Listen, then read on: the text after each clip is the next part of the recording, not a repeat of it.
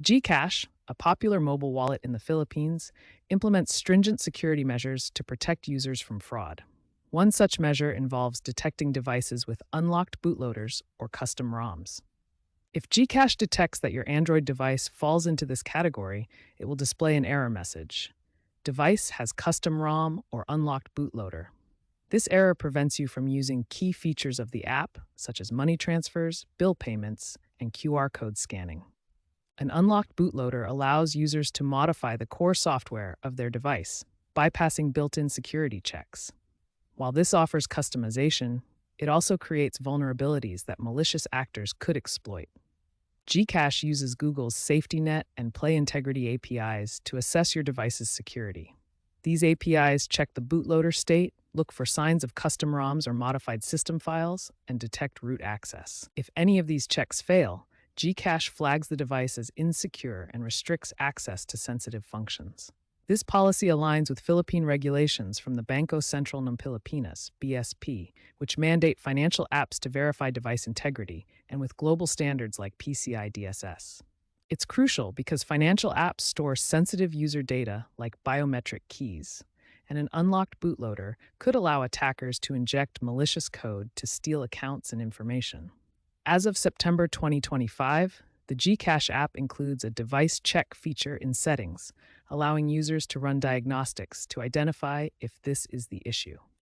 The first critical step is to back up all your important data before attempting any changes.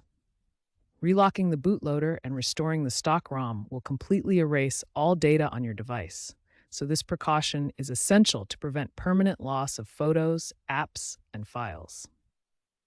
You can use built-in options like Google Drive for automatic backups of your apps and data, or more advanced users can utilize ADB commands to create comprehensive backups of the entire device state. Next, you need to relock the bootloader to restore the device's original security state. Boot your device into fast boot mode, typically by holding specific button combinations during power on. Use the command fastboot OEM lock in a command prompt or terminal on your computer. This process varies by manufacturer. Google Pixel devices generally support relocking easily, while some Samsung models may require visiting a service center. Always research your specific device model before proceeding. After relocking, restore your device to the original factory firmware. Download the official ROM from your manufacturer's website to ensure authenticity and security. For Samsung devices, use the Odin flashing tool to install the firmware. For Google Pixel devices, use fastboot commands. Follow device-specific guides carefully, as incorrect flashing can brick your device.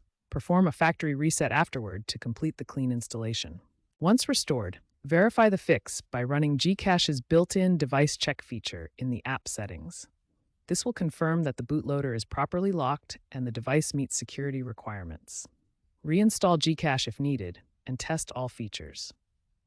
If issues persist, contact GCash support.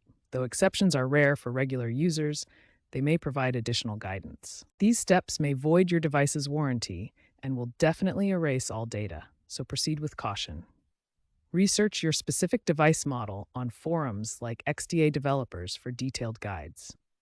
Unofficial bypass methods using tools like Magisk to hide root status are not endorsed by GCash and violate terms of service, potentially leading to account suspension.